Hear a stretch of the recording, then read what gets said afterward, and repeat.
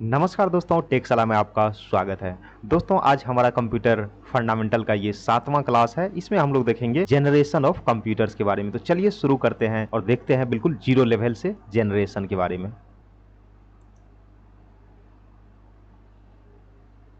दोस्तों, यहाँ पे अगला हमारा हेडिंग है इंट्रोडक्शन। तो दोस्तों, कंप्यूटर के विकास को 5 जनरेशन में बांटा गया है और हर जनरेशन में नई टेक्नोलॉजी और कैपेसिटी को जोड़ा गया और धीरे धीरे उसका साइज छोटा होते गया जो भी नेक्स्ट जनरेशन आया और उसकी इफ़िशियंसी भी बढ़ती गई।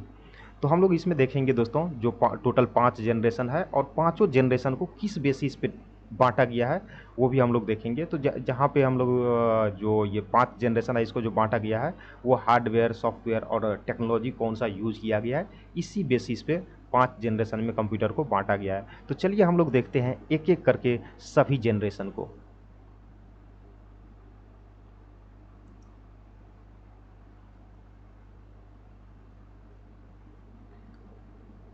दोस्तों, यहाँ पे अगला हेडिंग है हमारा फर्स्ट जनरेशन। तो ये फर्स्ट जनरेशन का दोस्तों जो टाइम पीरियड है वो है 1940 से 1956।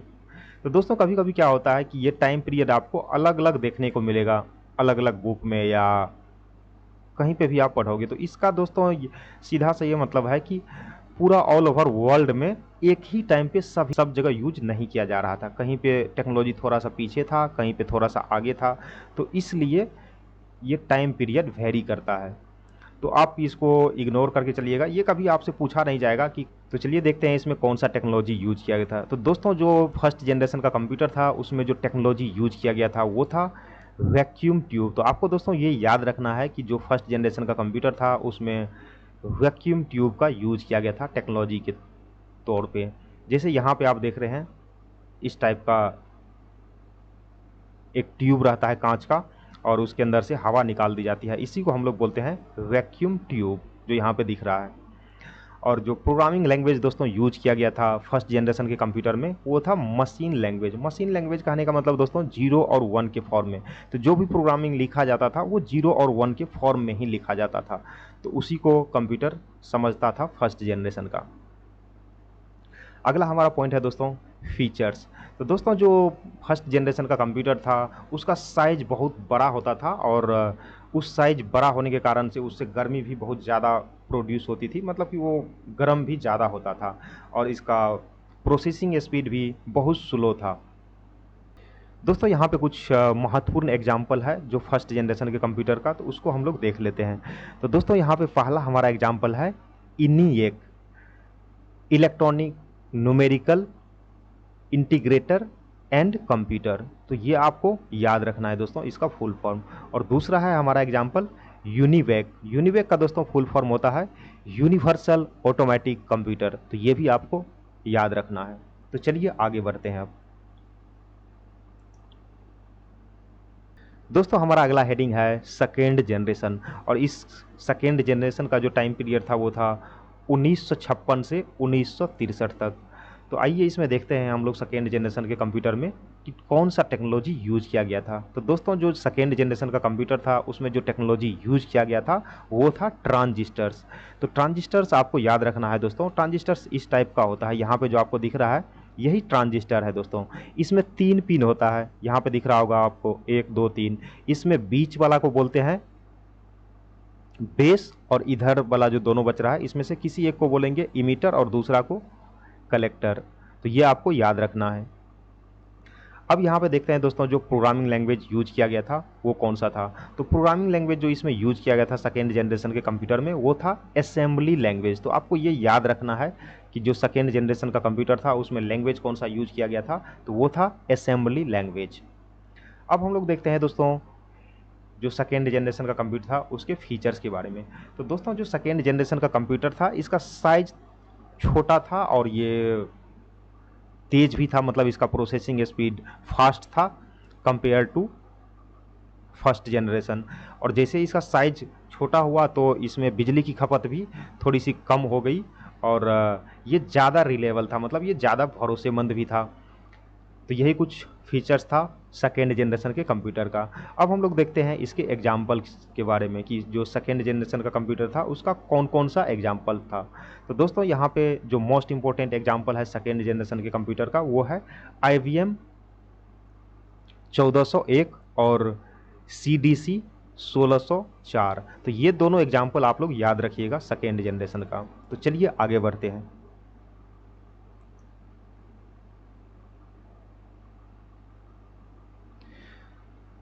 दोस्तों यहाँ पे अगला हमारा हेडिंग है थर्ड जनरेशन।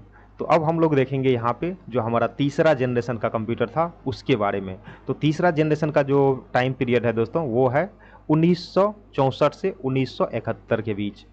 तो चलिए अब हम लोग आगे देखते हैं। अगला यहाँ पे हमारा पॉइंट है दोस्तों जो टेक्नोलॉजी यूज किया गया था जो इस थर्ड जनरेशन के कंप्यूटर में वो था इंटीग्रेटेड सर्किट, जिसको हम लोग IC बोलते हैं। वो इस टाइप का रहता है दोस्तों, यहाँ पे दिख रहा है आपको, इधर भी ऐसे पिन लगा हुआ रहता है और इसके जस्ट अपोजिट साइड में भी इसी टाइप का, जैसे यहाँ पे पिन दिख रहा है उसी टाइप का पिन उधर भी दिखता है।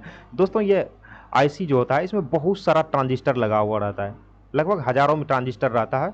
तो बहुत सारा ट्रांजिस्टर को मिला के IC चिप बना, तो उससे थोड़ा सा जो सेकेंड जनरेशन का कंप्यूटर था थर्ड जनरेशन का साइज थोड़ा सा और छोटा हो गया। तो इससे क्या होने लगा कि जो थर्ड जनरेशन का कंप्यूटर था वो पोर्टेबल साइज का हो गया। पोर्टेबल कहने का मतलब इसको आप एक जगह से दूसरे जगह ले जा सकते हैं। इसमें टाइम शेयरिंग ऑपरेटिंग सिस्टम का यूज होने लगा। फिर यहाँ पे अगला हमारा पॉइंट है थर्ड जनरेशन का कंप्यूटर था उसमें मेंटेनेंस भी कम होने लगा साइज छोटा होने की वजह से। तो यही कुछ खास फीचर्स था दोस्तों थर्ड जनरेशन के कंप्यूटर का। अब हम लोग देखते हैं इसका जो मोस्ट इंपॉर्टेंट एग्जाम्पल है उसके बारे में। तो दोस्तों यहाँ पे IBM 360 ये थर्ड जनरेशन का बहुत ही इंपॉर्टेंट कंप्यूटर था, तो इसको आपको याद रखना है। और अगला जो एग्जाम्पल है दोस्तों वो है हनीवेल 6000। तो ये भी आपको याद रखना है, ये थर्ड जनरेशन के कंप्यूटर का एग्जाम्पल है। तो ये दोनों कंप्यूटर थर्ड जनरेशन का था, ये आपको याद रखना है। तो चलिए अब आगे बढ़ते हैं दोस्तों। दोस्तों अगला हमारा हेडिंग है फोर्थ जनरेशन। इसका जो टाइम पीरियड है वो है 1971 से अभी प्रेजेंट तक। तो ये फोर्थ जनरेशन का कंप्यूटर अभी भी चल रहा है। तो देखते हैं हम लोग इसमें कौन सा टेक्नोलॉजी यूज किया गया था। तो दोस्तों जो टेक्नोलॉजी था इसमें फोर्थ जनरेशन के कंप्यूटर में वो यूज किया गया था माइक्रो प्रोसेसर्स। तो माइक्रो प्रोसेसर्स दोस्तों इसको कहते इस टाइप का रहता है, यहाँ पे जो आपको दिख रहा है ये एक माइक्रो प्रोसेसर चिप है। इसमें बहुत सारा लगभग मिलियंस में ट्रांजिस्टर्स लगे होते हैं और इस टाइप का चिप रहता है। इसी को हम लोग CPU भी बोलते हैं। तो ये आप लोग याद रखिएगा कि माइक्रो प्रोसेसर को ही CPU बोलते हैं। तो चलिए अब हम लोग देखते हैं इसके फीचर्स के बारे में। तो दोस्तों ये बहुत फास्ट और कॉम्पैक्ट था। और अगला हमारा यहाँ पे पॉइंट है दोस्तों GUI बेस्ड सिस्टम था। GUI बेस्ड सिस्टम का मतलब होता है दोस्तों कि ये ग्राफिकल यूजर इंटरफेस पे बेस्ड था। ग्राफिकल यूजर इंटरफेस का मतलब कि जैसे किसी आइकन पे हम लोग क्लिक करते हैं तो वो कुछ खुलता है, इस टाइप का जो UI होता है, यूजर इंटरफेस होता है, उसी को हम लोग बोलते हैं ग्राफिकल यूजर इंटरफेस। तो इसका एग्जांपल है दोस्तों विंडोज OS, विंडोज जो ऑपरेटिंग सिस्टम है वो, और फिर यहाँ पे मैक ऑपरेटिंग सिस्टम। तो ये दोनों GUI बेस्ड सिस्टम का एग्जांपल है। दोस्तों हमारा अगला यहाँ पे पॉइंट है नेटवर्किंग और इंटरनेट का उपयोग। तो दोस्तों हमारा जो फोर्थ जनरेशन का कंप्यूटर है उसके हेल्प से हम लोग इंटरनेट और नेटवर्किंग का यूज करते हैं। अगला हमारा पॉइंट है दोस्तों एग्जाम्पल्स। तो इसमें हम लोग देखते हैं कि जो टॉप मोस्ट एग्जाम्पल है फोर्थ जनरेशन के कंप्यूटर का उसके बारे में। तो जो हमारा पर्सनल कंप्यूटर है, जो PCs है, वो सभी आते हैं फोर्थ जनरेशन के कंप्यूटर में, और लैपटॉप्स भी, ये भी फोर्थ जनरेशन के कंप्यूटर में आते हैं। तो चलिए आगे बढ़ते हैं अब।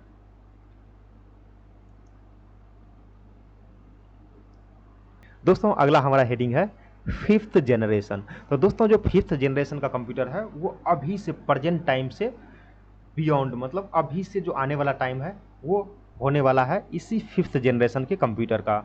तो इसमें हम लोग चलिए देखते हैं कि कौन सा टेक्नोलॉजी, दोस्तों जो टेक्नोलॉजी यूज होता है इसमें फिफ्थ जनरेशन के कंप्यूटर में वो है आर्टिफिशियल इंटेलिजेंस, जिसको हम लोग AI बोलते हैं। तो दोस्तों जो अभी आने वाला समय है वो AI का ही रहने वाला है, आर्टिफिशियल इंटेलिजेंस का। आजकल हर चीज़ AI पे बेस्ड होने लगा है। तो ये आप लोग याद रखिएगा कि जो फिफ्थ जनरेशन का कंप्यूटर है आर्टिफिशियल इंटेलिजेंस का यूज किया जाएगा दोस्तों। तो ये आप लोग याद रखिएगा। तो जो हमारा फिफ्थ जनरेशन का कंप्यूटर है उसमें आर्टिफिशियल इंटेलिजेंस का यूज किया जाता है।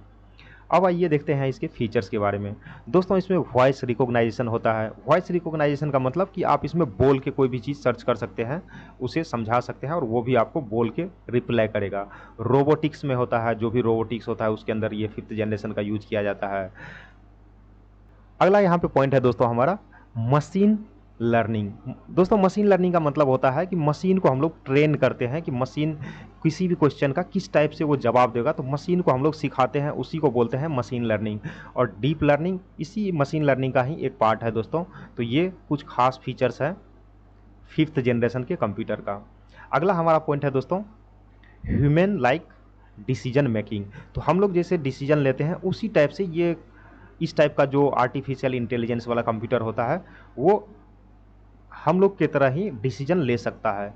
अब चलिए देखते हैं एग्जाम्पल्स के बारे में। तो दोस्तों जो 5th जनरेशन का कंप्यूटर का एग्जाम्पल है वो है चैटबॉट्स जैसे चैट जीपीटी और सेल्फ ड्राइविंग कार, फिर एलेक्सा है, श्री है, गूगल असिस्टेंट है। ये सभी इसी 5th जनरेशन के कंप्यूटर का एग्जाम्पल है। तो चलिए अब हम लोग आगे बढ़ते हैं।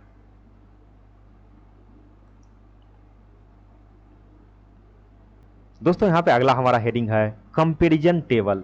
तो इसमें हम लोग देखेंगे कि किस जनरेशन में कौन सा टेक्नोलॉजी यूज किया गया और कौन सा लैंग्वेज किस जनरेशन में यूज किया गया, किस जनरेशन में का कौन सा एग्जाम्पल है, पूरा मतलब एक समरी देखेंगे हम लोग। अभी जो 5th जनरेशन तक हम लोगों ने पढ़ा उसी को एक समरी के फॉर्म में यहाँ पे समराइज कर लेते हैं। तो चलिए यहाँ पे देखते हैं दोस्तों।